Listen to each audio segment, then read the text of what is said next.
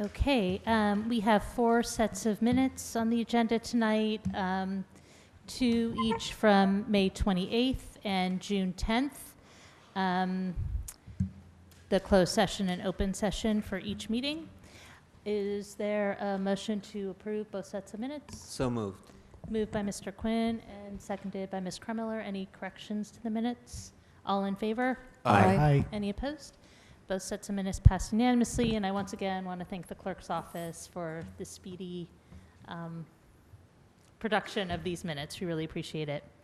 Next we come to announcements, and I will start on my right with Ms. Niedergang. Any announcements tonight? No announcements. Mr. Cohen?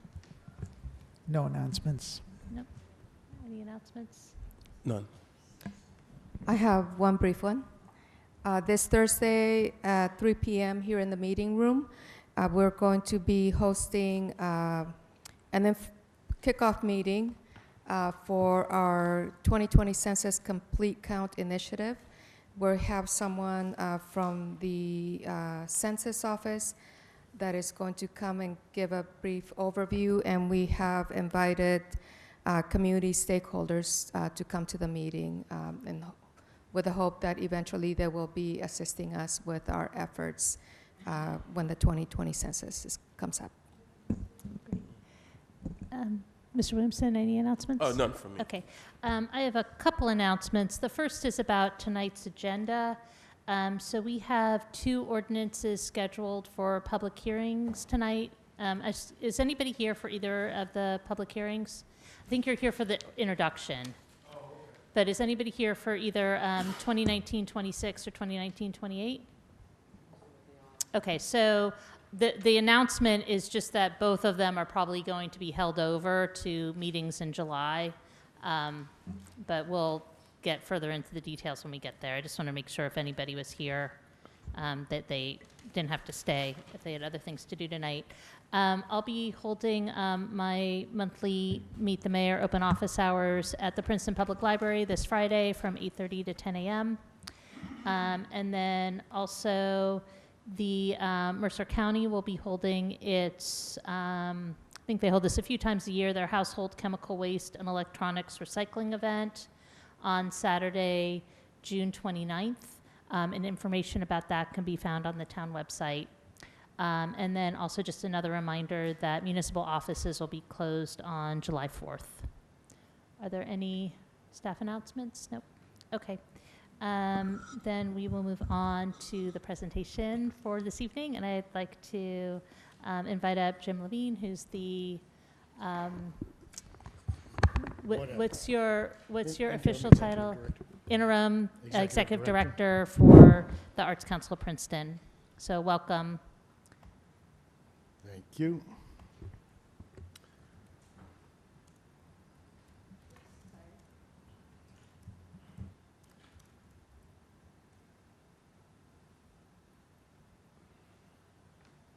You see it okay?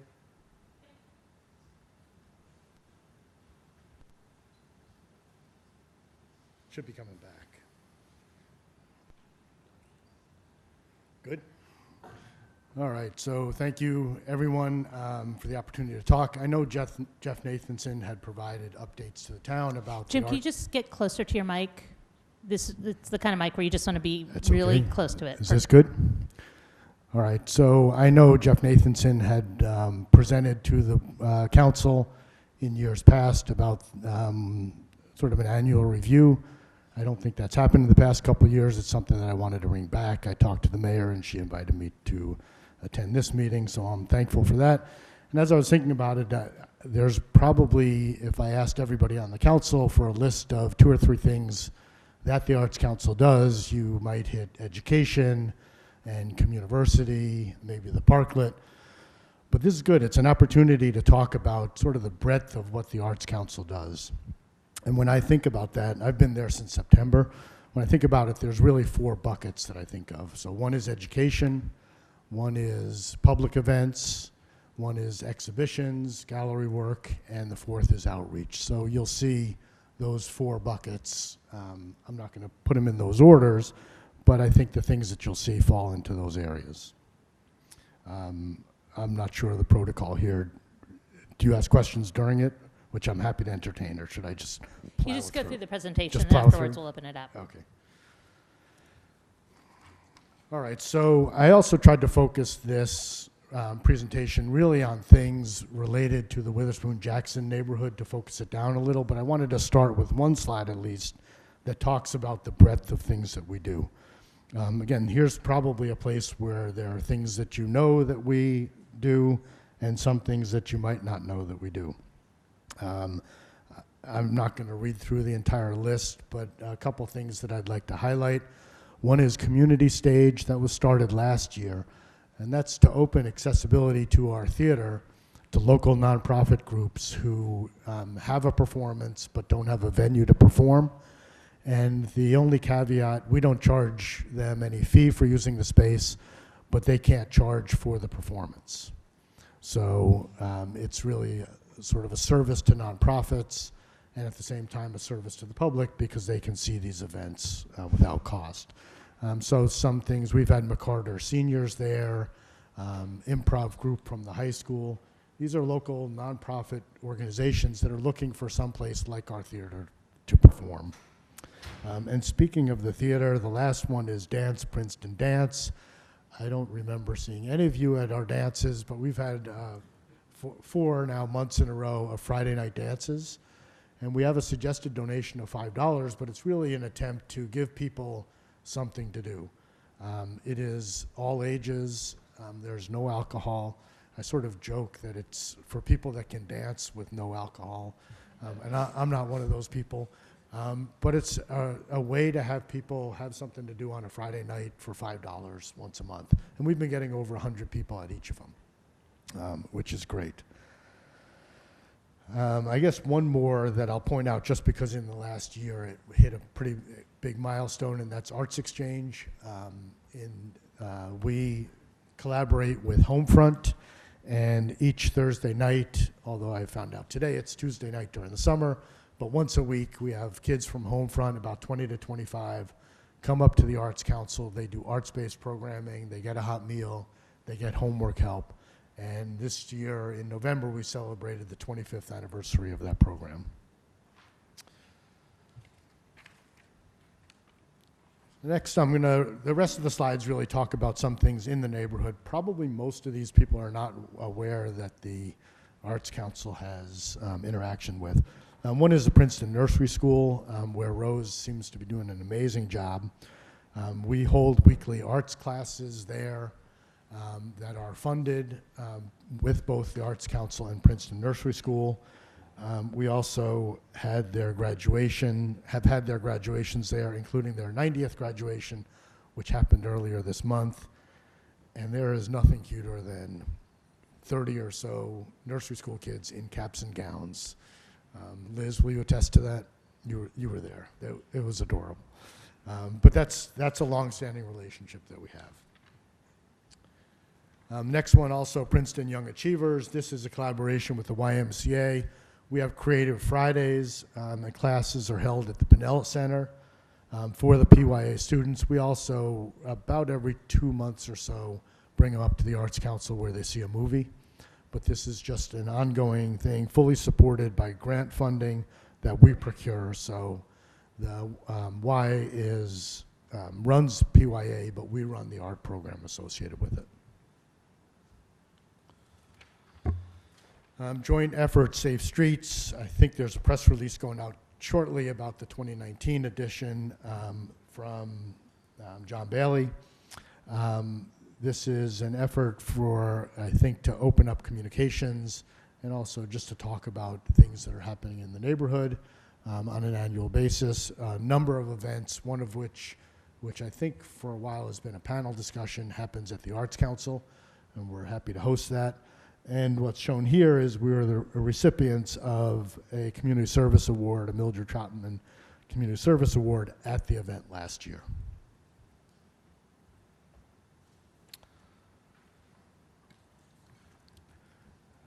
We just had the Witherspoon-Jackson Welcome Weekend, which was a lot of fun. The Arts Council, we participated, Maria and I participated throughout the planning of it. We provided some gifts for the bingo, which was well-executed bingo game there, and provided easels and actually a cable so the DJ could have his music heard. But it was a nice collaborative effort amongst the neighborhood. Okay, scholarships. In all of our classes, we do have space. We don't reserve a set number of spaces, but if people express an interest in participating in a class, and they're not able to afford to attend the class, as long as we use the benchmark, if kids are eligible for free or reduced lunch, then they can receive a scholarship to our classes. In 2018, in the past year, we had about 30 students who were awarded scholarships to attend our arts classes. Okay, you might have heard about this one from Jeff because it might have started the Witherspoon Jackson Stories Project while he was there. This was actually the last year of activity, but in the past year we did produce a video about the neighborhood, and that was the last installment of this Stories Project. I'm not sure if anybody has seen it, but if I can email a link to Liz if she could distribute it out. It really talks about the neighborhood as a whole. And finally, the Dr. Martin Luther King Jr. Day celebration. I was on the board, and I'm a little embarrassed to admit I had not been to them before. It was truly amazing, and what I said at the end of the remarks was what was amazing to me about it was the absolute cross-section of people who attended the event. It was big, small, old, young, across racial, religious, political lines. It was just a large event, and Liz didn't call the fire marshal on us, which was good because we were counting noses, and she got arranged for free parking that day, so that was good. It just happens to be a free parking day. And the speakers this year were the newly appointed Reverend from the Witherspoon Presbyterian Church, as well as the former Poet Laureate, Tracy K. Smith.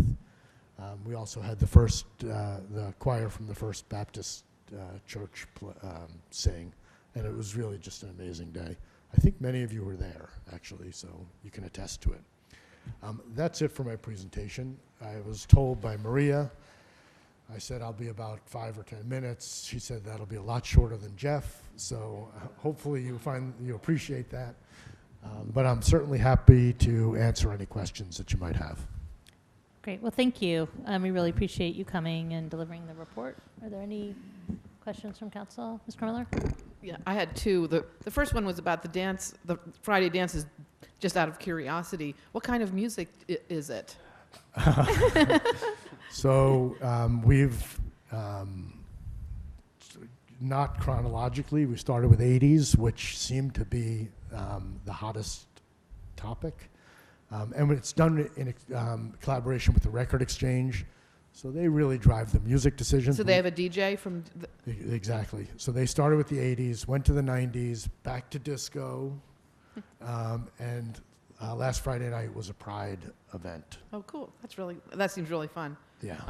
I also wanted to ask, what about Communiversity this year? How do you feel like it went? What did you do differently? Because it seems like it was, from all reports, more locally focused, which is what everybody, I think we all were hoping for. Yes. So I would say three things that we focused on this year. And a little bit of that is communications. It's always been locally focused. All right, we really were pushing it hard this year, and whenever we had a decision to make, we focused on local vendors or local merchants or local artists. But it really, when I look back, we might have made an incremental improvement in that, but I think talking about it helped to let people know that it's local. So that was one. Number two is we tried to inject more art. I think that was partially successful. I think we did add more art, but we need to keep that going. It's an art, like I always say, its last name is Arts Fest, but everybody calls it by its first name. And there are things we can do. For instance, Art All Night. If you've been to Community, you've seen chalk drawings. Art All Night had murals that were done during the event, and that's something that would be super easy for us to do. People like walking by, so one half is viewing the art, and then also giving people more of an opportunity to help make the art so they can get hands-on. And the third thing, which I'm going to take credit for it working, but it could be that the weather wasn't great, is that it seemed more walkable. And we did two very specific things to make that happen. One is we put popular restaurants on the corners of streets or driveways, so right next to Varsity Liquor, I don't know what that alley is called, but we put restaurants at that corner and asked them to move their lines into the alley instead of into the street. And they cooperated, and I think that, I had stated that my goal for Communiversity was to shorten the time it took to walk between the library and the gates of Princeton, and I think that's true.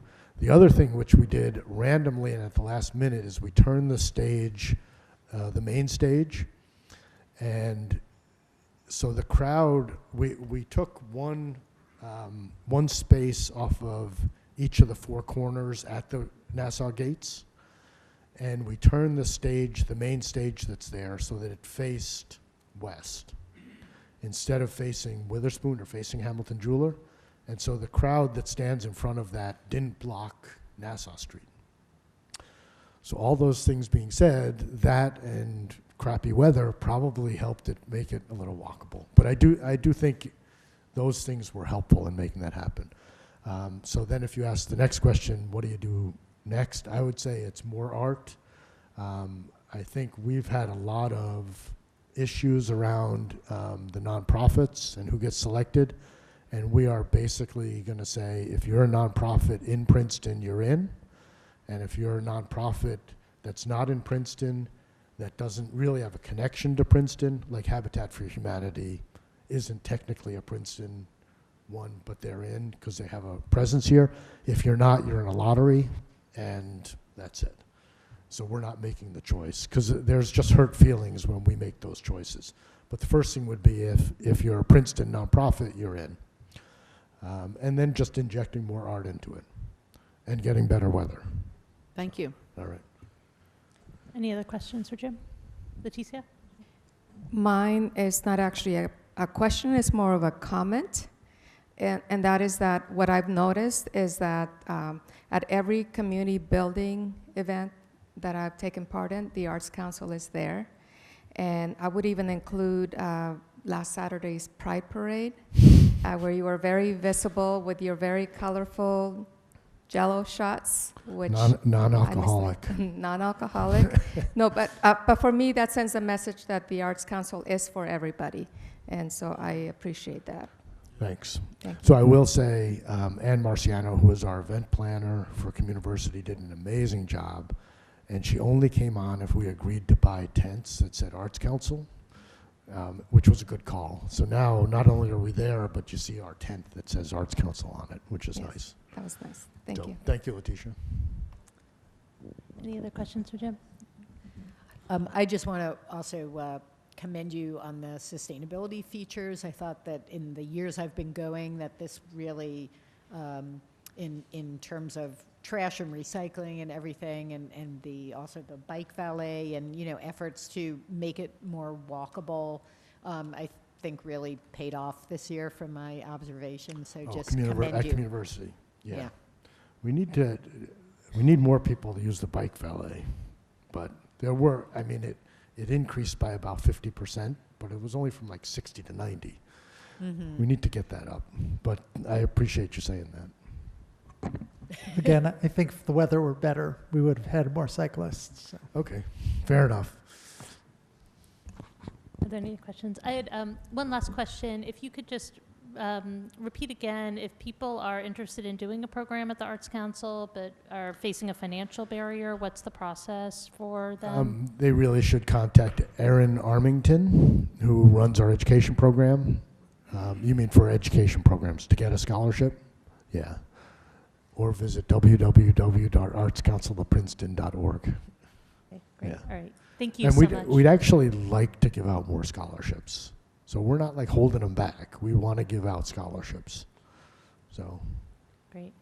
All right, well, I just want to, on behalf of the council and the community, just thank you for everything the Arts Council is doing. And I know you Thanks. came in and threw yourself into it, and we really appreciate all your efforts. All right, I Okay. appreciate that. Thanks, And I Jim. hope you won't be offended that I'm not going to stay for the ordinance discussions or anything like that. You're okay? welcome to stay or to go. No, it's okay. Okay, so now we move on to comments from the public on items that are not already on the agenda, and we'll start with the sign-up list. Surinder Sharma?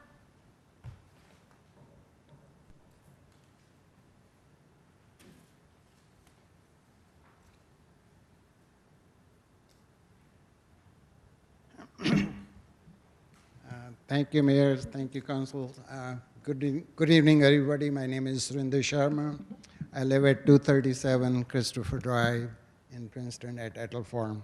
I have quite a few number of issues that I'd like to discuss today. I understand the municipality, the Princeton Public Schools, and our staff is undergoing some difficult challenges. And I'm here as a resident, as a citizen, to help in any way, shape, and form we can. And I'll talk about a number of things that I have been working, and I'd like to share some of those ideas that we have been trying to address and how we are positively trying to affect those issues. The first one I'd like to talk about is the equity in Princeton Public Schools. As you know, last year, the consultant, Marceline Dubois, kind of highlighted the issues in public schools, what the equity issues are in public schools. Then Dr. Steve Cochran also highlighted all those things. And as a civil rights commissioner, I have been also going to equity meetings that are chaired by Michelle Duckponder. And as a matter of fact, I met with her and Yana Moore to discuss that. But I'm here to report very positive news about it. Instead of, we all talk about it, but whenever there's a problem, it takes resources. Resources, well, could be in human resources or could be financial. And I'm here to report that Witherspoon Jackson Development Corporation, which is a 501c3 corporation, has taken this in their stride and funding a summer entrepreneurship summer camp for students who have neighborhood, who have some roots in Witherspoon Jackson neighborhood.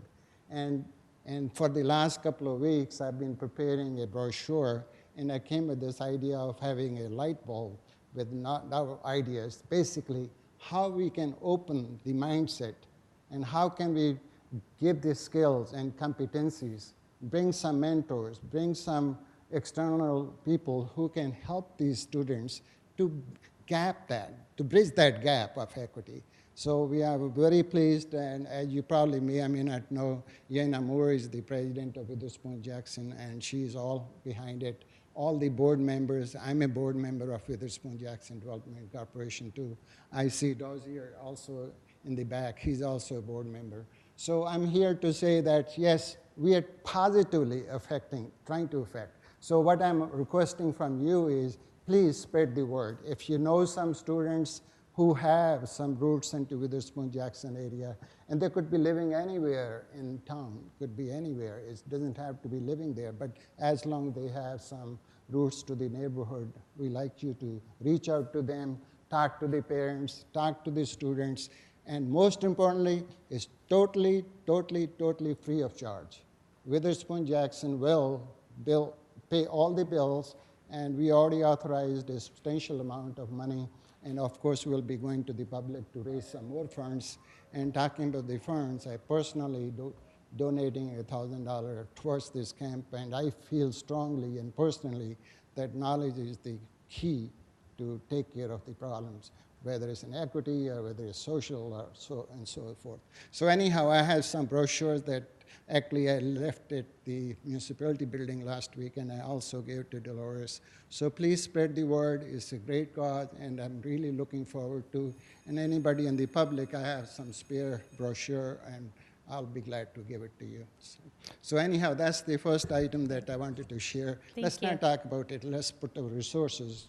We can try to take care of the problem. That's one area that I want you to know. So thank you. Thank you very much. Well, thank you. Well, the second part, which I wanted to, talk about it, but I've been so busy trying to do so many things. But I like to kind of think about that science, technology, and innovation board that I mentioned. I did more research, and I even went into Dr. Rushhold's, he's the chair of the AAS, and he issues science and technology magazines that I'm subscribed to.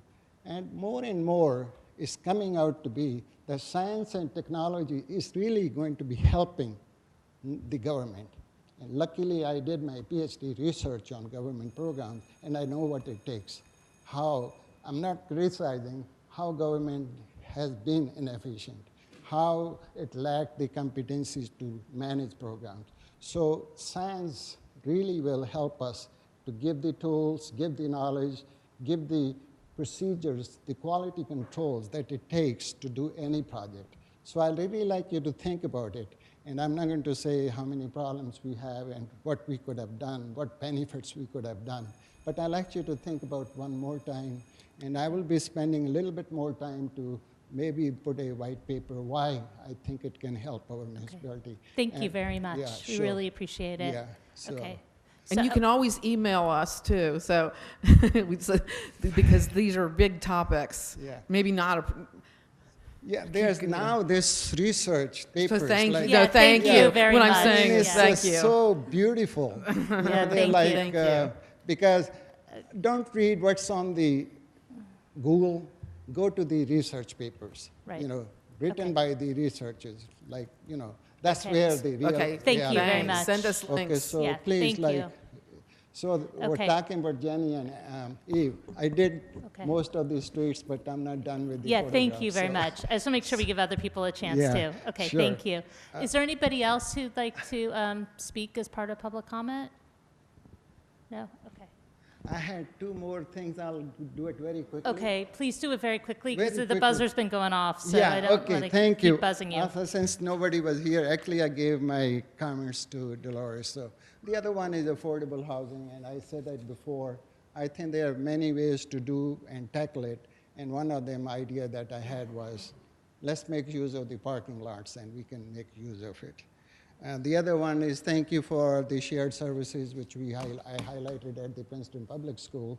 That's a step in the right direction, but we need to move even further. If you read Senator Sweeney's report, it takes talk to the municipality, talk to the county, how we can really make a whole system together. Last one, and I had more, but I won't go. How we can help Trenton. Mercer is a system. Trenton is part of it, and so are we. Let's see if we can share some knowledge with them. And I have been going to their monthly meetings, trying to learn what the issues are, and I'm going to start trying to give some knowledge, some idea that they can address, learn from us, and learn from them, vice versa. Helping each other will not only help them, but will help us and really help us to lower our taxes. So anyhow, I have a few more items. This one I'm working next generation, so I'll talk about next time. So, Excellent. Thank you so much. We really appreciate it. All right. Was there anybody else who wanted to speak as part of public comment? All right, if not, I plan to close public comment, and we'll move on to reports. And our first report tonight is Ben Stentz, the Director of the Recreation Department. And I'd like to invite Ben up to talk about the department's financial assistance outreach. Thank you for having me, Mayor. I thought it was appropriate, now that summer's officially here and most of our summer programs are underway, to come and give the council, Mayor and Council, an update on our financial aid program and its outreach. This program and what it does is, in my mind, kind of one of the three foundations of the department that underlie everything else that goes on. So we have over 4 years, and I think do you have this in your packet? Okay, thank you. We've really had some success over the last 4 years in growing the number of students that we've been able to reach through our financial aid outreach, and in particular by partnering with other community agencies. That chart you have shows from summer of 16 to this summer reaching 267 kids in 2016 and nearly 500 this summer. And we are really, really, really proud of that. It's one of the ways that the Recreation Department stands on the ideas of being welcoming and being inclusionary, is by making sure that everybody who wants to be part of what we do has access to what we do, and reducing the barriers, whether they're obvious barriers or in a lot of cases very subtle barriers that are there by accident, and trying to identify them and get them out of the way to make the access to what we do available to everyone. So we're thrilled with that increase in that number. That number, by the way, that's just students related to summer camp number. I didn't include our pool financial aid in this because we have so much data on this that I wanted to keep it pretty simple because I didn't want to get too far into the minutia of it. But the growth is something that we're really excited about. You see the list of partners there on the left, which I'll get into a little bit more in a minute, but the growth is only possible because of the partnerships. So we have the ability to subsidize families, to offer them reduced costs, reduced fees, to offer them payment plans to make it feasible for them to participate.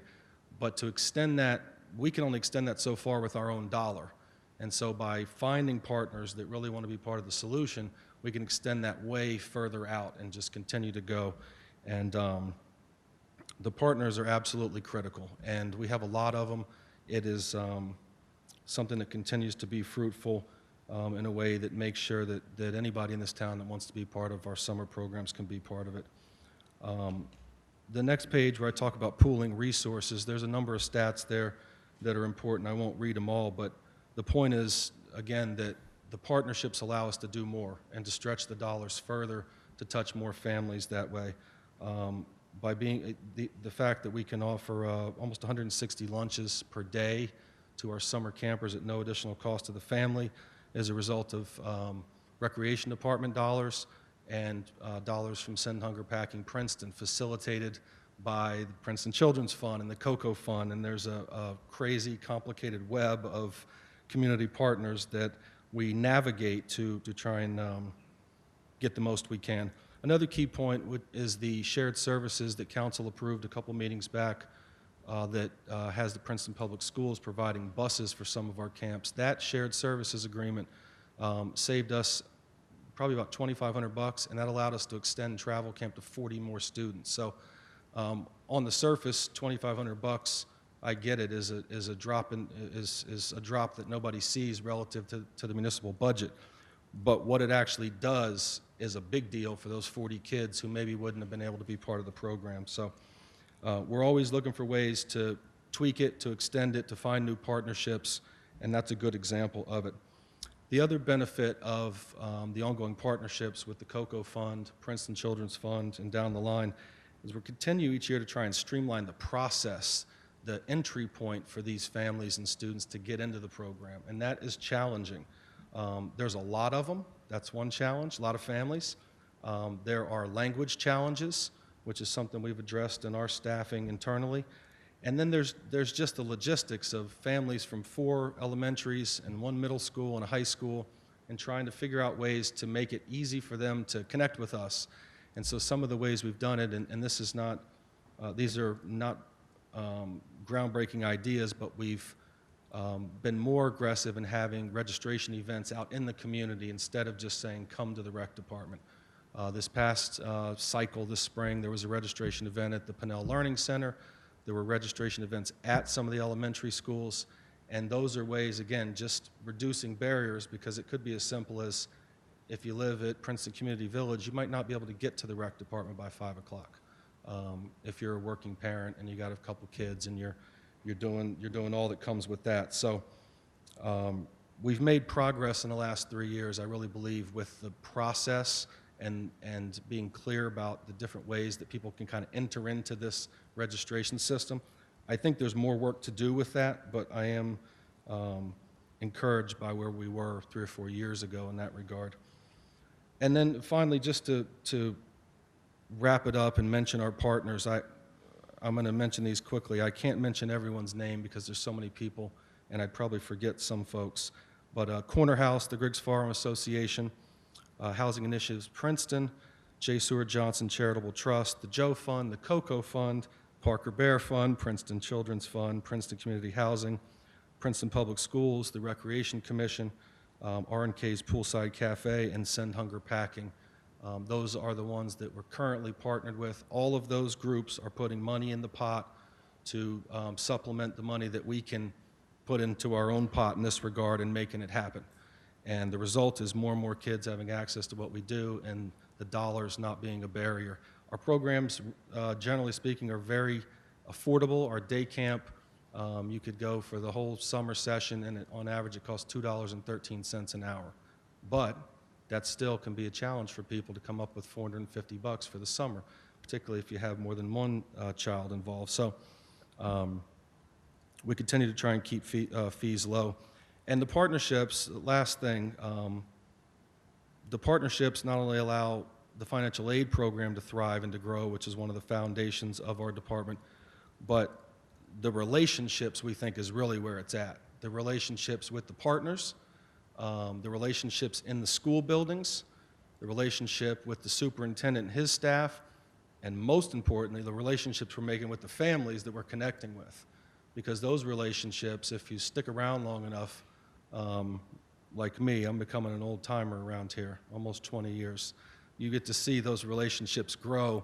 And today I walk around with a lot of programs starting, and I see so many young adults working for us that were the little kids who got into the day camp through the financial aid assistance program. And so those relationships are the absolute most important thing in this entire community, is to build them and cultivate them and grow them. And they come back and they pay me back 100 times over later on when I see, you know, Frankie De Leon and Sam Nelson and these guys who are with college degrees now coming back and working for us in the summer, who were just little knucklehead kids running around giving me a headache 20 years ago. It makes me feel good, and we're happy about what we're doing. So that is the update. It's a thing that's not ever going to be done. We're going to keep looking for ways to make it better. I don't think there's ever a moment where we say we've licked it and there's no issue. But we're going to continue to work with our partners and get input from them and figure out ways to tweak it going forward. So. Awesome. Thank you. It's a great report. Mr. Quinn? Noticeable in the absence is the Jetta Hall Fund at Riverside. Is there no Riverside? Might be a place for you to expand your partnerships. It seems to be the only elementary school that isn't represented here. Not directly with the fund, but my understanding is they are kind of making a comeback. Oh, good. They're getting reorganized. We have, though, worked directly with Mark Shelley, the new principal, and the Princeton Children's Fund. They work in some ways as an umbrella and serve kids from all 6 of the schools. So there's a fair number of Riverside kids that are in the financial aid program, although Riverside and Littlebrook typically have fewer kids in the program than CP and Johnson Park.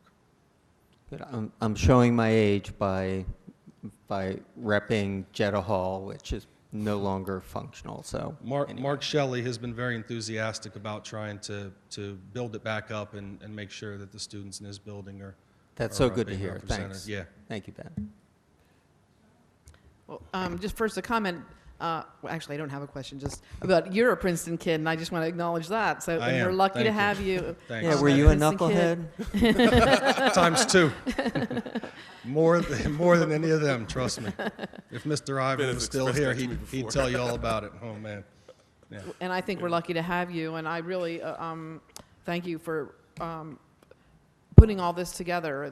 It's really impressive. And I think it really promotes the sense of community, and not just the sense, the real community that we all strive for. So thank you. Ms. Fraga?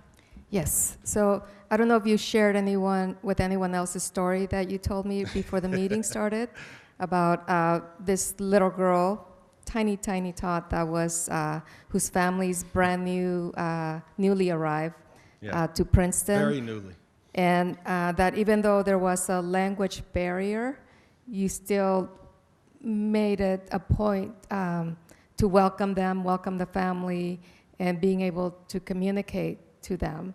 And just made it apparent that they were welcome to our community, and I want to commend you for that, and Well, thank you for all that you do. Yeah, that's our pleasure. My Spanish-speaking wife would have been very proud of me. I wish you could have heard me. It's tough on the fly, as we talked about. No, but I'm sure you were great in communicating. That's awesome. Did No, I'm you just have going to something? say it's always been a priority of council, and I think it's safe to say I speak for the mayor and my colleagues on council in saying, promoting inclusion and diversity and equity have always been a priority of ours. And the presentation you gave is just an excellent example of how Princeton Recreation, as an agency of the municipal government, is able to bring together all of our community partners and charitable organizations to do some great good in our community and help to achieve, I would say, what Eve and I dubbed in our campaign at Princeton for All. So not a campaign plug, because we're a couple of years away from that, but you are on the forefront, one of the organizations on the forefront of making that a reality. Thanks. Thanks. We're going to keep trying. It's important to us.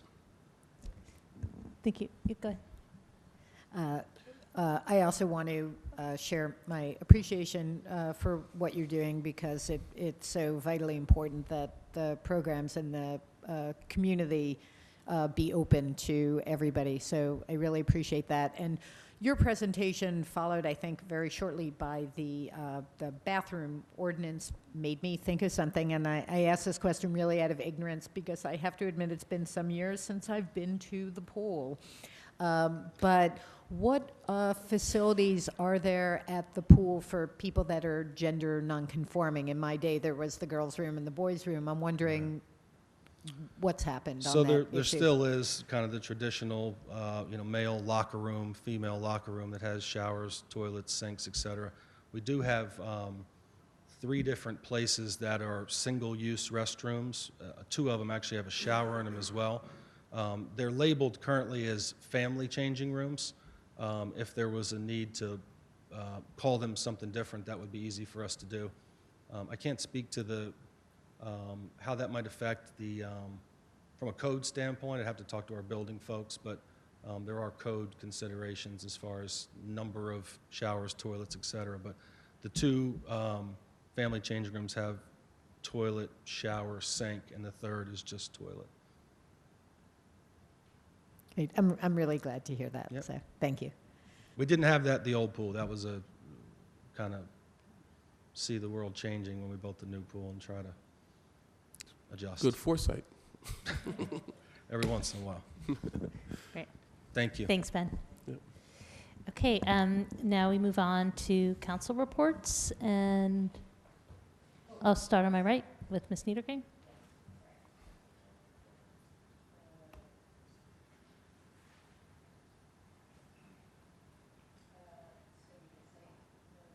I do have a few reports. So from the Environmental Commission, we are looking into next steps on the stormwater, second half of the stormwater initiative. Due to some comments from Princeton University and a local architect, and some comments that came up during a stormwater report audit, Princeton Environmental Commission is going to be reconsidering the second phase of the stormwater ordinance, which we thought would be coming before council in the near term. So that's going to be postponed while the Environmental Commission reconsiders that. So we won't be seeing that too soon. The Environmental Commission has also been working with Health Officer Grosser and our attorneys on a ordinance to allow backyard chickens. And that is also something that will be very unlikely to come before council this year. There'll be a community meeting in October held at the library for people to come and I think meet some backyard hens in person, as well as learn about the benefits and the issues that might be proposed by that. So that's the Environmental Committee summary. From Health, the Board of Health and the Health Department are working on updating their existing strategic plan. Planning will continue through the rest of 2019. And there will be opportunities for community residents and stakeholders to contribute to this and to weigh in. This will be a 3 to 5 year strategic plan. And then from public transit, we had hoped to start talks with the university about possibly merging their service, Tiger Transit, and the Freebie. But the university's new transit plan has been delayed, so that will also lead to this being delayed. But hopefully we'll be taking that up sometime in 2020. We're also, the Transit Committee is also looking at improvements to the Dinky station and promoting a more integrated schedule for public transit in Princeton. And both of these will take on added importance when Alexander Road closes down. It will be more important for people to know how to get around using public transit. And of course, the Dinky will be the one way using basically the Alexander Road right-of-way that will be open for us. So that's some work that needs to be done between now and November. And finally, from the Shade Tree Commission, the Shade Tree is working on revising the tree protection ordinance, which governs what can happen to trees and how you protect them in the case of development. So they'll be consulting with the legal department, with other municipal departments as that work goes forward. The spring planting season has started. We're planting almost 100 new trees, and also planning on taking down later in the year many hundreds of diseased ash trees that have fallen victim to the emerald ash borer. So there's a lot of work going on there. And that's it. Thank you. Mr. Cohen, any reports? Yeah, just two really quick ones. At the planning board on Thursday, we approved the application for the Save Site for affordable housing. We did not yet act on a couple recommendations from SPRAB about making improvements to the public right-of-way there to improve access to the bus stop on 206 and or rerouting the bus to run up Mount Lucas and, improving walking accessibility to some of the commercial amenities that are in proximity to the site. So I just want to let you know that that's sort of coming. There were recommendations that we appreciated and are going to probably pass a resolution on it, maybe the next meeting. The other thing that I wanted to mention was that HPC passed a resolution that will also come to council supporting not public acquisition, but private acquisition for preservation of an archaeological site on the corner of Cherry Valley Road and the Great Road. And I'll tell more about it when the resolution actually is ready to come to council. I just had a quick one about, I did a poll of the other council members, of all of you, to set up a meeting on speeding that the Traffic Calming Committee is putting together, and there just wasn't a good date for anyone in July. We were hoping just to do it sooner rather than later to try to make progress, but it looks like we're going to try to schedule it for September. So I'm going to be sending out a poll to all of you and some of the staff members involved, but we're hoping that we can do it sometime. And I'll have a special meeting devoted to speeding in September. Great, thank you. Any reports? Yes, I'll be brief. On June 15th, Princeton Human Services hosted another community building event in collaboration with LALDEF and the Princeton University Art Museum. It was very, very well attended. I think each time it's one of our best. And at this one, officers Narvaez and Avanzado actually were our celebrity colors. They did a great job and I think built some really good relationship with our community members that were there. and many community partners that were also helped make the event successful, which I will list in the report that I will submit to the clerk for including into the record, just to recognize them and thank them for their support. And then the other one that I just wanted to mention, because how could anyone miss the Pride Parade that we had on Saturday? I think everybody, all of us participated, except we missed Councilwoman Crumiller. But it was, I'll be the first to admit that I had reservations that the director of the Bay of Ruston Justice Center, he had some very, very, I'd say, ambitious plans for a big event. And I'll be the first to admit that I had reservations, but he did it. He pulled off an amazing event that brought so many people together and on such a wonderful and beautiful day.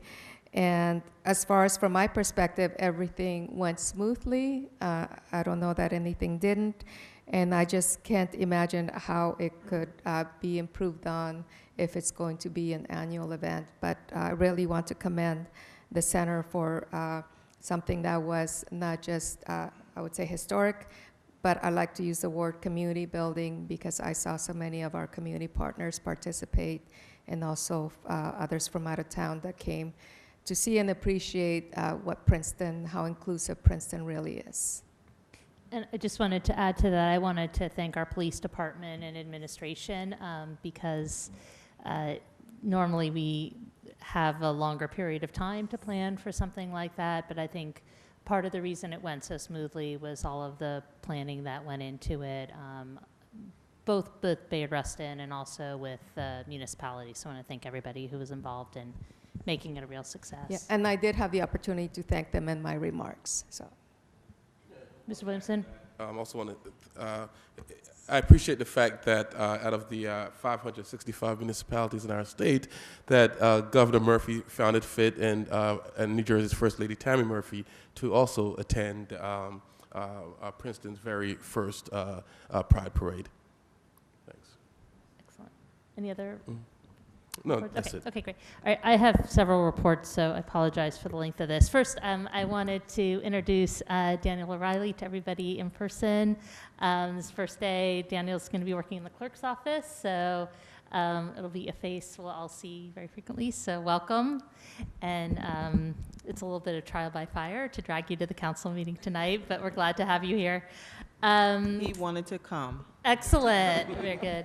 And I do notice that we have a lot of our local press here tonight, and I imagine that part of the reason is because we've been having some issues with the recording of the meetings. The good news is that we are supposed to be broadcasting right now, so I don't know if anybody can check with anybody who's at home, but we are broadcasting live. There's an issue with the audio equipment where it's not, the audio part is not working, the video is working, but the audio is not, so it's taking a little while to sync up our audio recording with the video and getting it online. It's on our priority list. There seems to be technology out there that is going to make the whole thing more seamless. So we apologize for this bump in the road. It's really important for us to make sure that our meetings are getting out there and easy for people to watch if they're not able to come here in person. But there's, like I said, we should be broadcasting live now, but we'd love to have you here in person too. Let's see. There was the DOT had the all pedestrian cross at Nassau Street and Van Devender in Washington. We received, I believe, over 100 survey responses for that. Almost all of them are really positive. And I just want to thank everybody who took the time to send in a survey. I'm crediting that with the DOT extending the all pedestrian cross signal there. And it's a huge victory for the town. We've been pushing for this for, I think, almost a decade now. So the hope will be that will be made permanent. We can work on improving some of the street markings there to make it clear where pedestrians are going to go. And then we have a wish list of more intersections where we'd like to see that type of signal go in. And there will likely be a resolution coming back to council. This was so long ago that council passed this that DOT is asking us to pass it again, but we had pledged to do some cost sharing with them. The light at Washington and Nassau Street has the capability for the all pedestrian cross, but the one at Witherspoon right now does not, so it would need upgrading, and we would have to pledge that we'd put in some of the money for that. And what about the one at University Place? And University Place also, yeah, those are the ones that have been on the wish list. Let's see, I was down at DOT today for a pre-construction meeting for the Alexander Bridges project. That is scheduled to start on November 6th. The road will be fully closed for the replacement of both the state bridge and also the county bridge and the county culvert. The work is, they're pushing to have it completed by April 20th. And it's a complicated project for a number of reasons, but in part because it's a very tight spot and it's surrounded with environmentally sensitive areas, and also it's there's historic resources down there. As part of the meeting, we requested that the first aid and rescue squad be given preemption on Washington. This came out of a meeting that public safety had with Mark Frieda and some of the PFARS's concerns. Right now they have preemption on the signal down at Harrison, but because the traffic that's expected to potentially back up on Harrison and the narrowness of the road, they won't be able to get through. So Washington is wider. So DOT seemed open to that.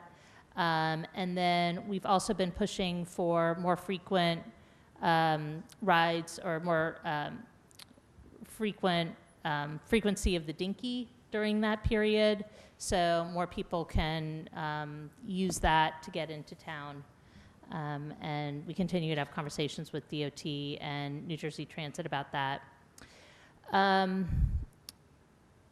This is unfortunate news, but this is not going to happen for several years. I just want it to be on everybody's radar.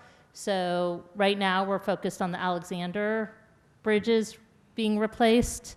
Next on the list is the Washington Road Bridge being replaced. The good news about that, there was a very early meeting we had for just like a very early concept meeting. And unlike Alexander, Washington has more space and flexibility around it.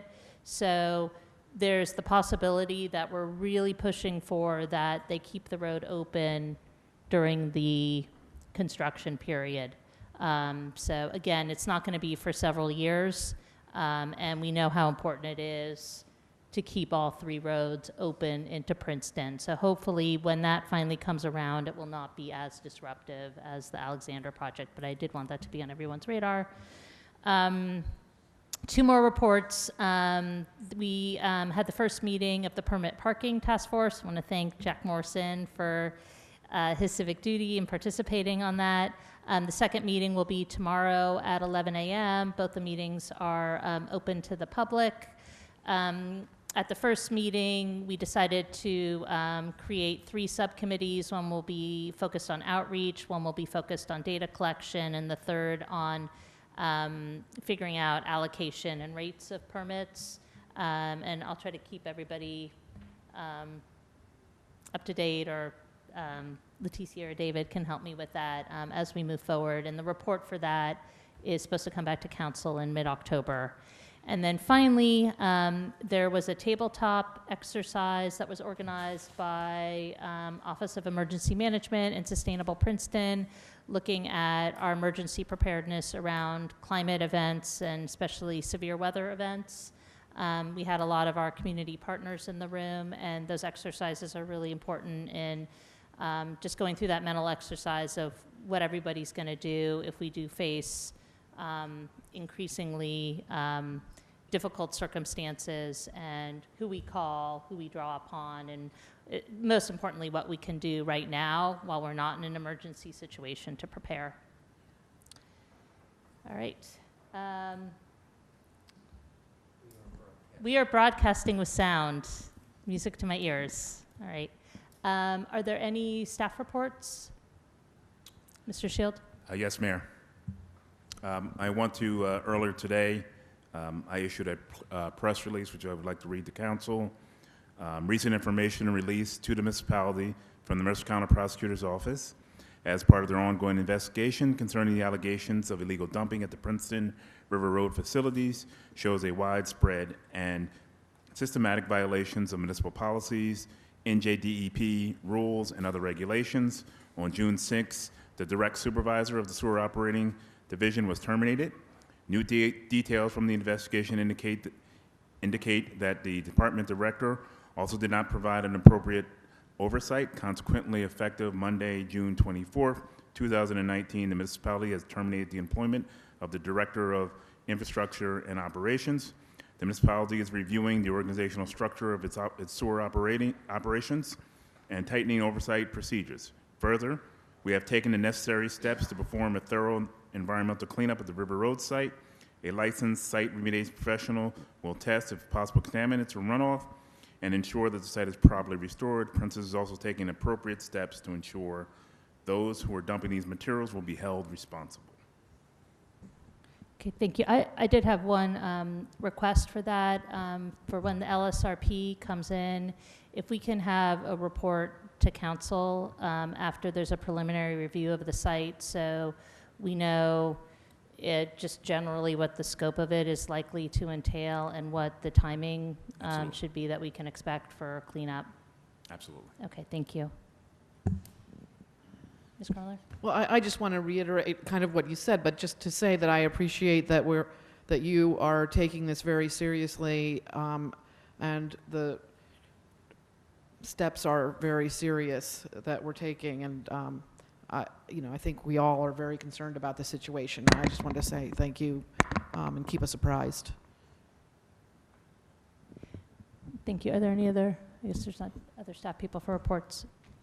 Yep, Ms. Niederking? I'm wondering, I know that we're waiting on information from Mercer County for the investigation, but I'm wondering if there's any possibility of setting up a kind of municipal hotline, an email, telephone, something as soon as possible so that employees who, there must have been somebody who knew what was going on who didn't feel comfortable reporting. And I know that in the long run, we're going to be doing a lot of work on this, but in the short run, I'd like to, whether it's a member of council, whether it's some email that's set up, but I feel like this is imperative that we don't know what we don't know. And if you look at what happened in the borough police department and now here, like there has to be a way for staff to share their concerns without any fear of repercussions. So, and there's two avenues that we're looking at. One is an electronic form that an employee can fill out, and also a phone extension with a voicemail that will allow people just to leave a message. Thank you.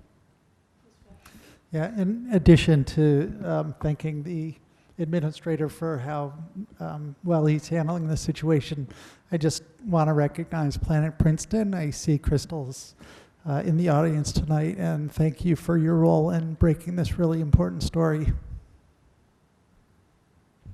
Okay. Thank you. Anybody else? Okay. So now we'll move on to our ordinance public hearings. The first is 2019-26, an ordinance by the Municipality of Princeton establishing standards for gender-neutral single-occupancy restroom facilities and amending Chapter 11 of the Code of the Borough of Princeton, New Jersey, 1974. And this public hearing is a continuation from the June 10th, 2019 meeting, where we heard some issues that we had asked Trishka Cecil to look into. So I wanted to turn it over to Trishka if you can walk us through where we are now. Sure. As you recall, Princeton University had brought forward a concern, somewhat technical under the state plumbing code, but requirements under that state plumbing code dealing with the number of bathroom facilities, separate male and female bathroom facilities that you have to provide once you have occupancy loads in excess of a certain number, et cetera. So the charge was to come up with an exemption that we could build into the ordinance, some sort of waiver process if complying with the ordinance would then conflict with the state plumbing code. So that was fairly straightforward. I prepared that language, and then in reviewing that language and the full ordinance again, our construction official identified a number of other changes that he is recommending be made to also ensure that this ordinance stays in line with the Uniform Construction Code and doesn't create any issues on that end.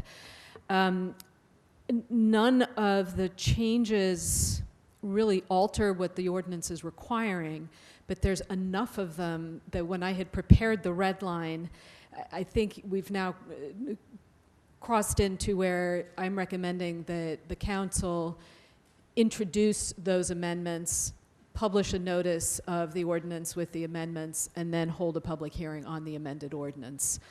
That includes a change to the title of the ordinance, Mayor, that you just read, because one of the recommendations is to change gender neutral to unisex. And so the title of the ordinance with the amendment would be an ordinance by the Municipality of Princeton establishing standards for unisex single occupancy restroom facilities and amending Chapter 11 of the Code of the Borough of Princeton, New Jersey, 1974. And that's one of the changes I mentioned that would bring it in line with the Uniform Construction Code. Apart from that, the big substantive one is that we now have an exception where a covered entity can obtain a waiver if it's able to document in writing to the construction official that compliance with the ordinance would put it out of compliance or in conflict with state law. Okay, can you walk us through, if we wanted to reintroduce the ordinance tonight with the suggested changes, do those need to be read into the record then, or how do you recommend we proceed? They do not. I did forward to the clerk this afternoon, and with a request that she post it online, and I haven't had is it? God, you're so good, Dolores. Yes, it is. She's really awesome. So there's already now a redlined version that shows the amendments. And then procedurally, what the statute requires is that the council introduce the amendments to the ordinance tonight. The amended ordinance or notice of that will then be published in the newspaper, and the public hearing would be held on the amended ordinance. If that makes sense. Okay, and then given there was a public hearing scheduled for tonight, do I open, just walk me through should I open the publiblic hearing, or are we just entertaining the amendment? Because you're making amendments to this ordinance, so that's why you introduce the amendments, and then the public hearing will be on the amended ordinance. So it's okay. I just wanted to get it convoluted procedurally right. procedurally, but no, you don't have to open the public. All right. hearing. So are there any questions I have a at this question. point? So given that this ordinance was originally proposed by the Civil Rights Commission, should we not get input from the Civil Rights Commission, or would this be done during public hearing? Well, part of the reason for then introducing the amendments is precisely so that an organization like the Civil Rights Commission can review the ordinance with the proposed amendments as introduced and then provide its feedback either prior to or during the public hearing. Okay, But without introducing the amendments, then it's hard to have Got that it. official weigh-in. I understand. Thank you. Are there any questions, or Ms. Miller? I'd like to introduce the amendments to the ordinance. I second. Okay, so the amendments have been moved by Ms. Krimiller, seconded by Ms. Fraga, and that includes the amendment to the title. I assume. Correct. Okay. Is there any further discussion on that, Madam Clerk? Do we have to put on the record what the amendments are? Or? That's what I just asked. but they're No, I'm online. saying verbally. I certainly, I mean, I can walk you through them. There is the the ordinance with the amendments and track changes is posted online, and I believe I emailed them to all of you this afternoon as well. So the public can see No, them online. I saw them. That's what You I'm saying. have I just know Well, she procedurally. did. She just did. It was that they would be. She mentioned the gender neutral part, but she didn't mention. Well, But the, I no, the certainly- override, the state, the waiver if they conflict with state law, and one. That was I all can of them? walk through all of Back them. and forth, yes. Would you like me to just walk them Yes, through why don't you quickly? walk through I'm it, saying, and was then- that all okay. of them, though? It just seemed like it was so No, much let more me extensive. just go through them systematically. And Yeah, that way because there's it was no more extensive confusion. to me. That's the only reason why I brought it up. Absolutely. Than what you just mentioned. Yeah. Yep, absolutely. So as I mentioned, the first change is right in the title, where gender neutral in the title of the ordinance itself is changed to unisex. Same change in the whereas clauses in the preamble to the ordinance. Same change, so section 1, which is what is creating the new section 11-9, was previously titled all gender restrooms. It would now be entitled unisex restrooms. If you go down into definitions, that very first definition, all gender restroom facility, or gender neutral restroom is now changed to unisex restroom. And the other change is previously in that definition, it also said designated for use by any person or persons. The construction official just requested that we strike or persons. I don't think it really alters the sense of the ordinance one way or the other. There is a minor change in subparagraph C2, where it said single occupancy restrooms that are designated handicap accessible can also be identified. It previously said as all gender, it now says as unisex, with appropriate signage for both designations. And I also just inserted the rather obvious for purposes of complying with the requirements of this section. The main change is we've now inserted the exception that I mentioned, where you can obtain a waiver from the requirements of the ordinance if it will conflict with state law. And then in the section on applicability, previously, well, the first one said that for existing covered entities and places of public accommodation, they would have 180 days from the date of the adoption of the ordinance to change their signage. That remains in place. What is struck is the second clause in that section, which said any covered entity or place of public accommodation that applies for a temporary or final certificate of occupancy after the date of adoption of the ordinance shall be required to comply with the provisions as a condition of the issuance of a temporary or final certificate of occupancy. This is potentially problematic under the Uniform Construction Code, so that language has been struck. And so instead, in terms of applicability, it'll just be the requirements of this section shall take effect immediately, except the covered entities will have 180 days to come into compliance. And those are all the changes. The balance of the changes were just modifying the statement of purpose, which is solely for the clerk's use when they publish notice in the newspaper. Okay, Satisfying. excellent. All right, Thanks. Madam Clerk, please call the roll. Ms. Niedergang, Yes. Mr. Cohen, Yes. Ms. Crum-Miller, Yes. Mr. Quinn, Yes. Ms. Fraga, Yes. Mr. Williamson. Yes. Okay, so the ordinance has been amended, and the public hearing for the ordinance will now be at the meeting of July 8th, 2019. Next is Ordinance 2019-28, an ordinance by the Municipality of Princeton accepting the donation of plus or minus 40 acres of passive open space located between Ridgeview Road and Cherry Valley Road, and designated as Block 501, Lots 3 and 10 on the Princeton tax maps. And there's been a request to extend this public hearing or to carry it to July 22nd, and again, I'll turn it over to our attorney to explain Thank the you, Mayor. situation we're in. We've been working with the Homeowners Association on the terms of a transfer agreement, which would, spell out a number of things, including maintenance obligations for the basin. We've also done a title search that has uncovered some easements that need to be addressed and dealt with. So basically, we just need additional time to work out the details, and until all those details are worked through and really nailed down, it would be better for the council to hold off on adopting the ordinance. We're reasonably confident that 30 days should do it. No promises.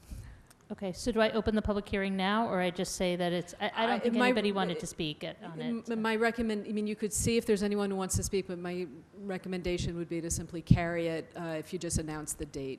Okay, so this public hearing will be carried to July 22nd, 2019, unless there's anybody who's dying to speak about it now.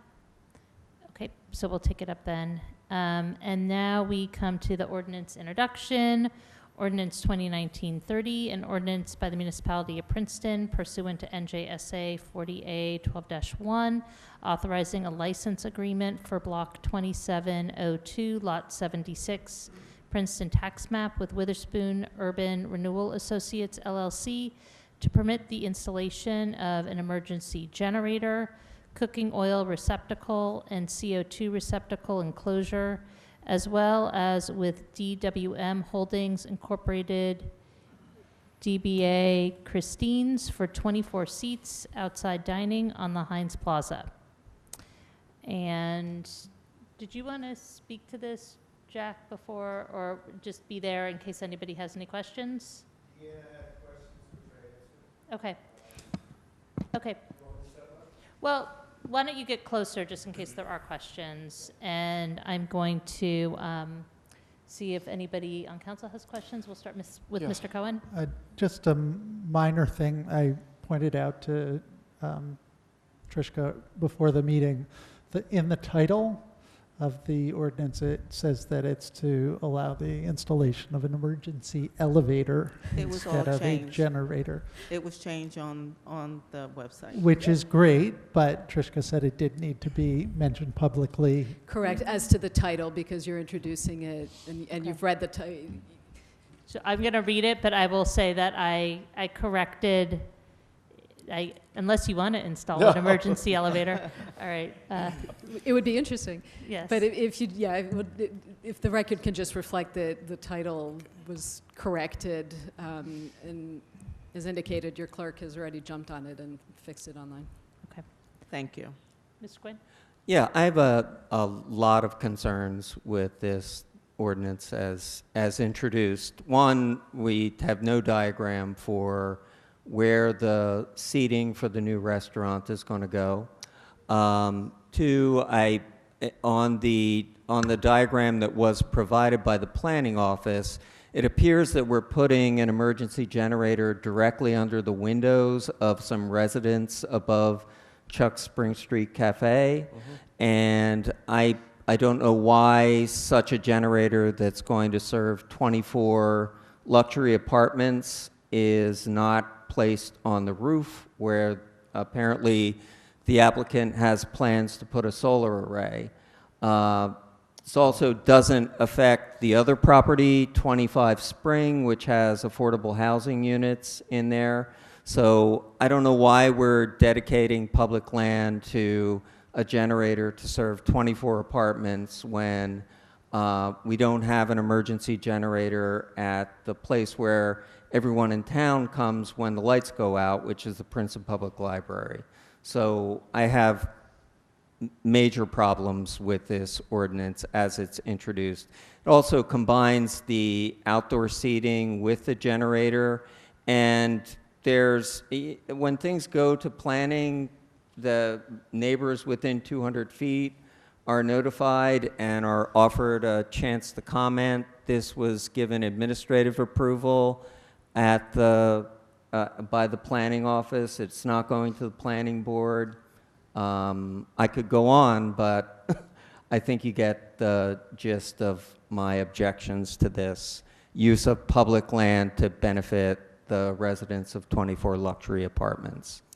Mayor, just a point of clarification in terms of, just on the first comment about the diagram for the outdoor seating, it is supposed to be attached to the ordinance. There's an exhibit, and online with the agenda materials, the exhibits were It was not just in my separately. package. Okay, I can't, I know, But there is an exhibit that that shows the diagrams, the outdoor seating, to your concern. I can't speak to what was in your package. I Oh, know I'm there's sorry. A It link was, online. I'm sorry. I'm seeing it now. I Can I say something? apologize for that. Can I say something? Okay. I intended on keeping these two separate. That's why I just submitted for the generator. The idea of a licensing agreement, the attorneys felt that let's just get the licensing agreement for both issues. I took them both to the planning department as a site administrative waiver. The fact that I need a lease, that's why I'm here. The generator was approved. Tim, we do have 2 affordable units in there. We have 35 or 40% of the people there are aging in place or 80 and up. So it's a real hardship when they're on the 5th and 4th floors if there is no power for them to get downstairs. I spoke to the people that own Chuck's, and I'm waiting to just confirm a time that would be appropriate for the generator to run on its test. It's a state-of-the-art quiet phase 2, natural gas, very quiet. And when it goes on test, it literally purrs. It's because it's not under load. It's only when the generator has to work when there's no power in the area. I suggested that we run at the same time that Chuck runs his hoods, because it's right next to Chuck's Big Fan, if we're all familiar with that area, and at 12 o'clock noon on Saturday. So again, the property manager has been out of town, so I'm going to go speak to him tomorrow about that. The seats, again, I thought it was going to be bifurcated, and I'd be happy to supply the diagram. It's very, very similar to what the Witherspoon Grill has, 24 seats. That's it. Yeah, I think maybe it didn't go in an early version, but it's on the one that's online, so I think Okay, we well, all have access to I'll bring now. it up. Okay, yeah, And this can't go on the roof of the Spring Street garage No. where it wouldn't prevent, and The why roof- can't it go on the The roof roof of is Spring not Street built garage? for a load like that. For And then a load like an a emergency generator? Yes, correct. But yet there's a plan to put passive solar on No, the roof of Eileen. No, Eileen had a wrong ordinance. That was just a misprint, like the elevator. It had nothing to do. We didn't apply for solar at all.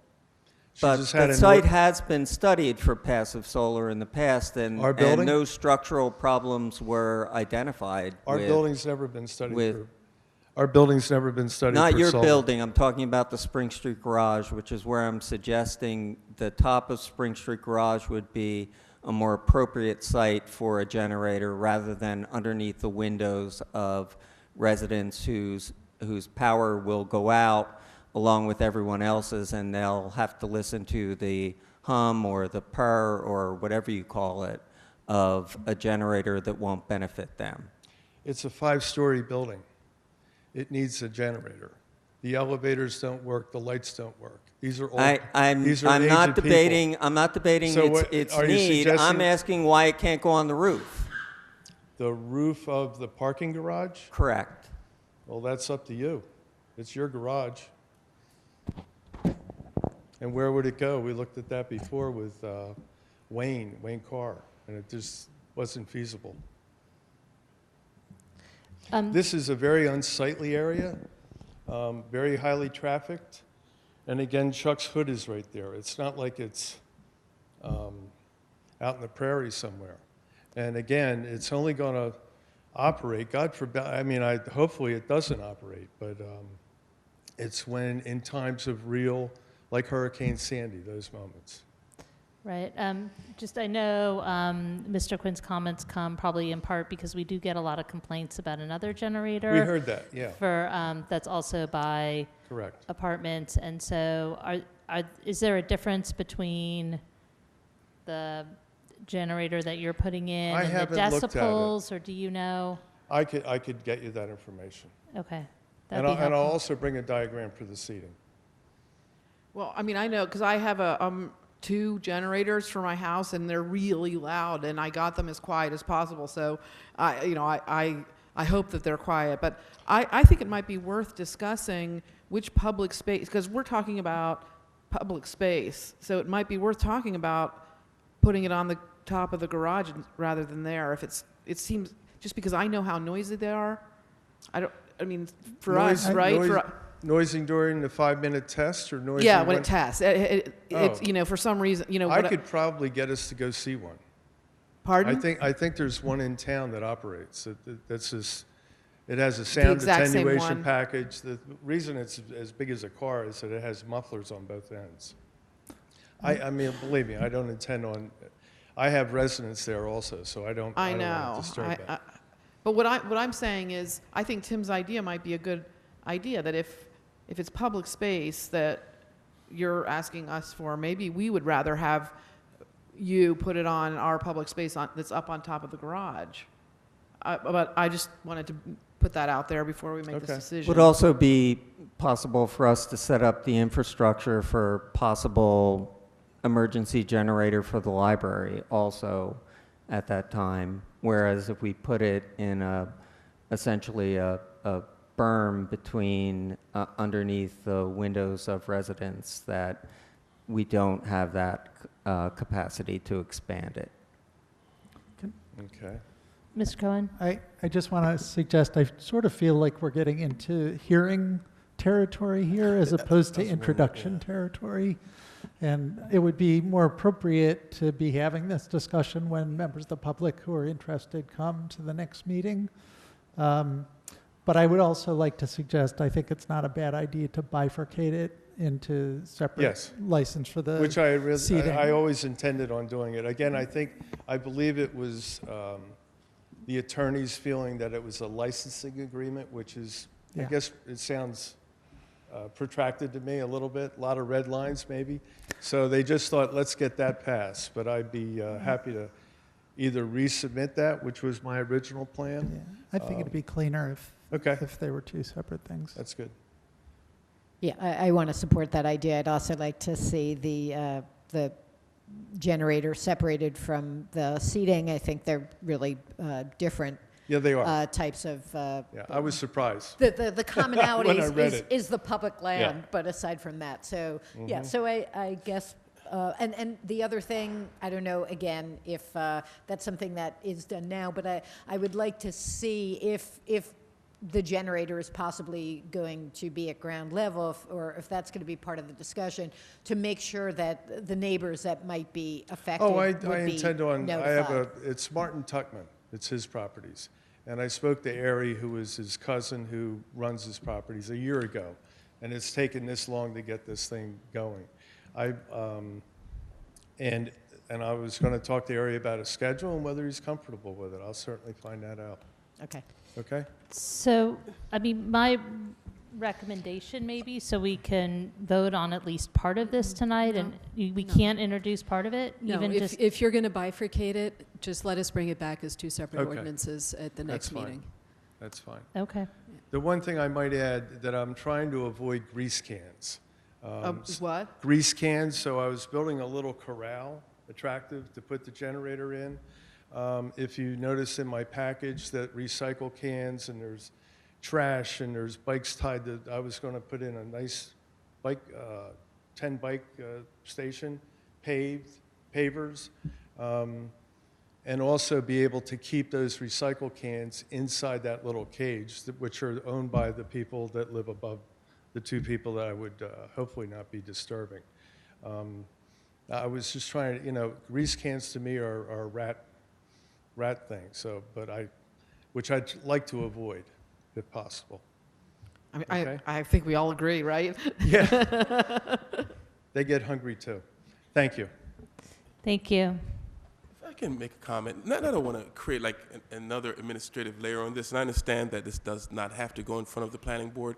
I'm just a little concerned about, and I know, of course, it goes in front of the planning board. They have the 200 feet requirement, et cetera. I'm a little concerned, and this goes, I think, well, Councilman Quinn had brought up the issue, but I'm a little concerned about, yes, neighbors have the opportunity to come here when we discussed the ordinance on July 8th, I see here in the schedule.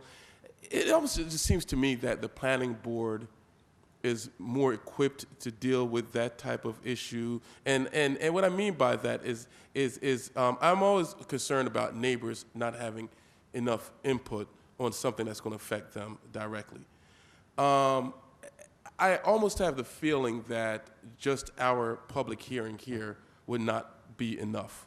The fact that folks can come here into the gallery, sit down, and listen to us talk. I was wondering if we first bifurcate the two issues of the seating, versus the generator, and ask the owners if they're willing to do some sort of, even though they're not obligated to do a hearing in front of the planning board, if they're willing to do some sort of just voluntary hearing, just to find out what the neighbors' thoughts are, see if, maybe notice neighbors, have people come in and find out how they feel they're going to be affected by I it. submitted this application to the planning department. The planning department, I went up there and told them what I wanted to do. They told me what to do, and that's why I prepared an administrative site waiver. They approved it on the approval of council. I'd be happy to go in front of the planning board for a cage that's going to hold. I mean, if that's the case, and I don't know what the thousands of dollars that I will spend to do that, but they are in full support of this. Eileen, who's the toughest in the world, was ready to write a letter. She said, just let us know when, and they can write you a letter. So maybe the first step may be to contact Michael and Eileen and see just what it is that you're looking for me to do. I think part of what I'm hearing is a concern about just making sure that we're not surprising your neighbors. Correct. I think especially because of the potential for noise and disruption. Correct. So And- if you can just explain what public noticing you've done or not, what sort of outreach you've done. And Well, what again, is I can go over, I'll talk to, he's the only guy. It's Hinkson's, Right, it's Chuck's, right, and it's my building. right. And Okay, it's the plaza, okay. I'm sure you're doing it But is there- procedurally an correctly, active just- plaza.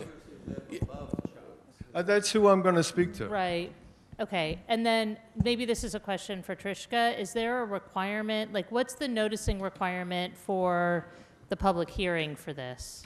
Or is there none? No, it's the same as with any ordinance. I mean, after it's introduced, there will be a notice that goes in the newspaper that it was introduced and stating when the public hearing will be held.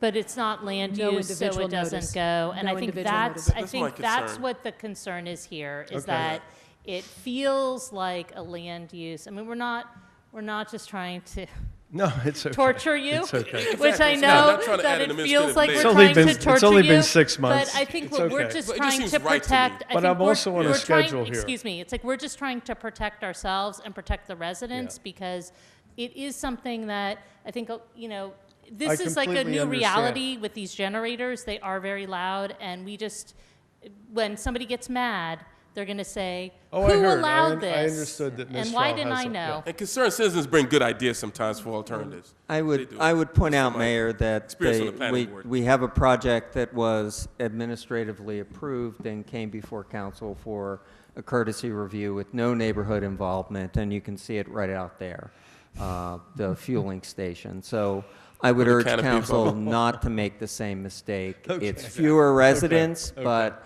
I would Well, urge Tim, council not to make the same mistake. If I get the Thank sign you. off. I'm sorry. Excuse me. If I get the sign off from the residents above, and I guess there's nobody, I don't know if there's people next door, but I could get that little Spring Street row. I'd be happy to knock, they're my neighbors. I'd be Right. happy to knock on the door. That would Okay? be helpful. That I would will. be very much so. Right. I was actually going to suggest, whether this would be easy or not, he can certainly voluntarily notice any neighbors who, if this had gone to the planning board, it's sort of a 200-foot radius, you could send them a letter and just say it's going to be heard at council I on such prefer and to such just a. go knock Thanks on for the door. articulating a little bit more. That's what I was getting at. But thanks, But you'd Councilman rather Cohen. get letters Yeah. than do I'll notice. knock on the door. I'll get Something a voluntary, form. I'll Procedural is not work through my obligated. attorney to get something that's satisfactory to you and get a sign off. I do not intend on pulling the wool over anybody's eyes. That's not who I am. Okay? I Thank you. didn't think you were All right. doing that. I just think you had. Thank you. Okay. Okay. Next, we come to resolutions. The first is 19-188, resolution directing the investigation of whether properties owned by the Princeton Theological Seminary and the Center for Theological Inquiry located on Stockton Street and Library Place meet the criteria for inclusion in the Princeton Theological Seminary non-condemnation area in need of redevelopment. In order to discuss this, I was going to ask for a motion to approve in a second, and then we can. I'll move to approve So it. it's moved by Mr. Cohen. Second. Seconded by Ms. Niedergang. And David, did you want to sort of explain what this is as chairs of the ad hoc group? I do. Excellent, thank you. So basically, at our last ad hoc meeting, which was on May 31st, there was a fair amount of unrest from members of the community. And one of the suggestions from one of the people present was, why couldn't we expand the area in need of redevelopment designation to include the adjacent property across Library Place, which is where the seminary's library actually sits, but they have a lot of surface parking there as well. And the thought was that expanding the area in need designation would give the designers more flexibility in terms of shifting things around, possibly reducing the density on the Tenant Roberts site. So that's the reason why the area in need is being re-examined to see if it's appropriate under the redevelopment statute to expand it. Great. Are there any questions for David on this? Okay. All in favor? Oh, Debbie, did you have a comment? I just wanted to say, I think it's a really good idea. Right, I think this is one of the sources of commonality when you look at the map. I mean, I will say this is the beginning of a process, so just studying it doesn't guarantee anything, but it seemed like we heard from the neighbors and others that it makes sense to include it in at least potentially seeing if it's, if it would be viable. Okay, all in favor? Aye. Any opposed? All right, resolution passes unanimously. And next, this is, I guess the companion piece to that is Resolution 19-189, resolution awarding a professional services agreement to LRK Incorporated for professional planning services not to exceed $7,500. I'll move. Moved by Ms. Krumiller, seconded by Mr. Quinn. Any questions or discussion? All in favor? Aye. Any opposed? Resolution passes unanimously.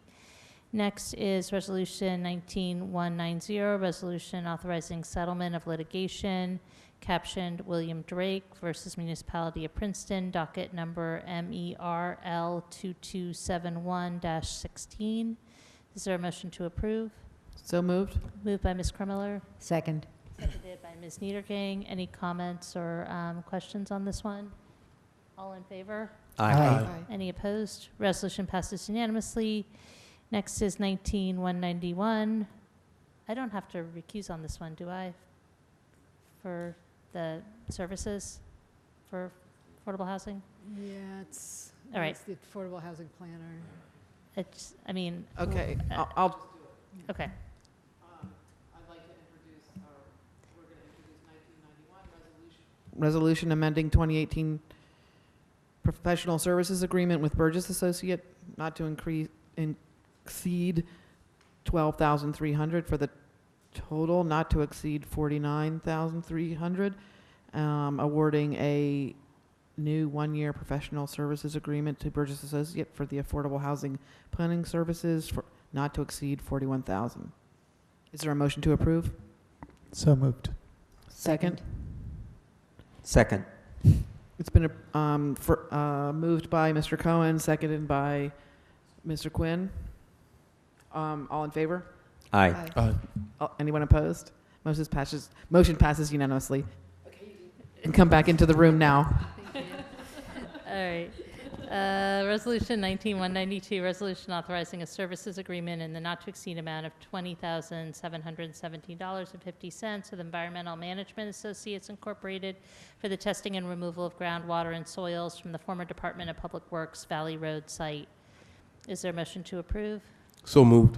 Second. Moved by Mr. Williamson, seconded by Mr. Quinn.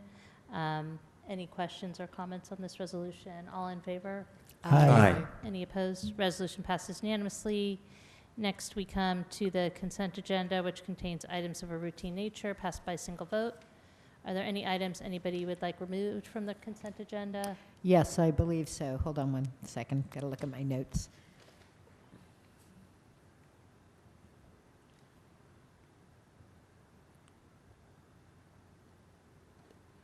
There was a small claims court, 19149. Is that on here, or did that? It is. It's the second item on the list. 19194, sorry. Can somebody just tell me a little bit about what that's about? Complaint has been filed in small claims court against Princeton. I can't really tell what the allegations are, but we have a conflict of interest. So Jerry Muller, who's your planning board attorney, he and his associate are available, and there's a court date this Friday. So it was important to get somebody on board quickly. And this is just standard procedure when there's a conflict of interest? Yeah, if I have a conflict of interest, you bring in somebody else, and they were available and on short notice. Okay, thank you. But Jenny pointed out to me that item 11 should be removed because I can't vote on that. Okay. Okay. So why don't we start with Resolution 19194. Is there a motion to approve this professional services agreement with Miller Porter Muller? So moved.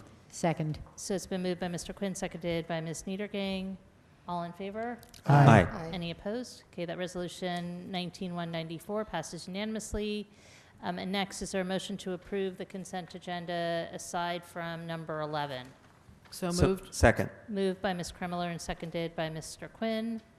All in favor? Aye. Any opposed?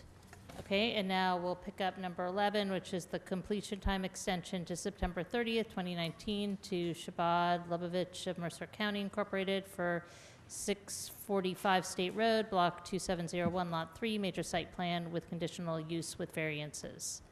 Is there a motion? I'll move it. Moved by Ms. Kremler, Second. seconded by Mr. Quinn. All in favor? Aye. Any opposed?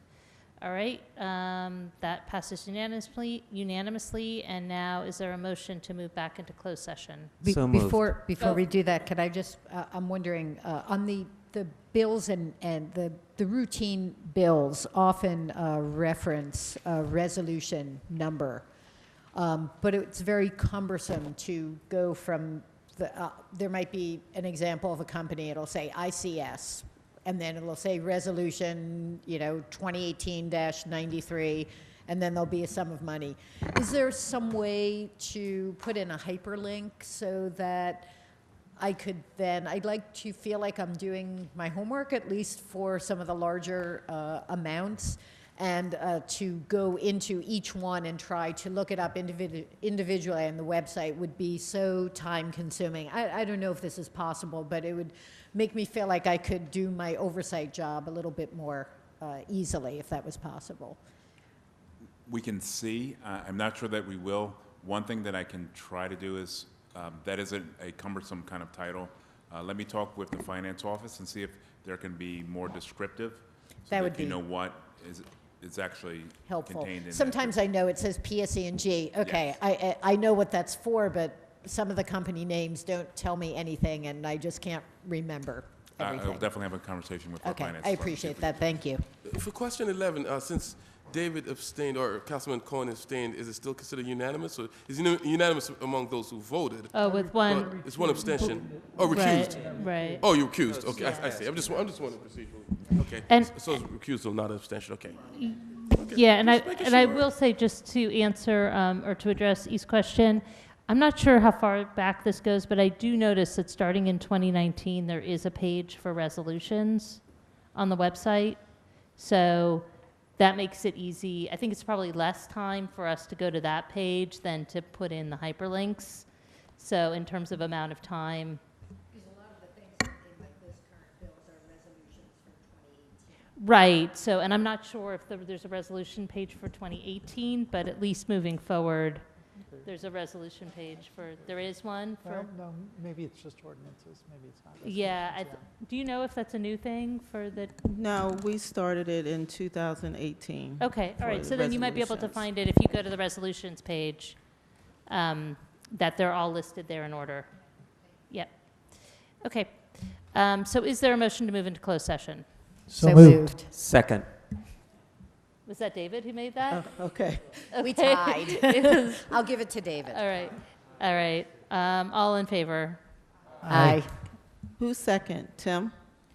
To go in. David okay. and then Tim.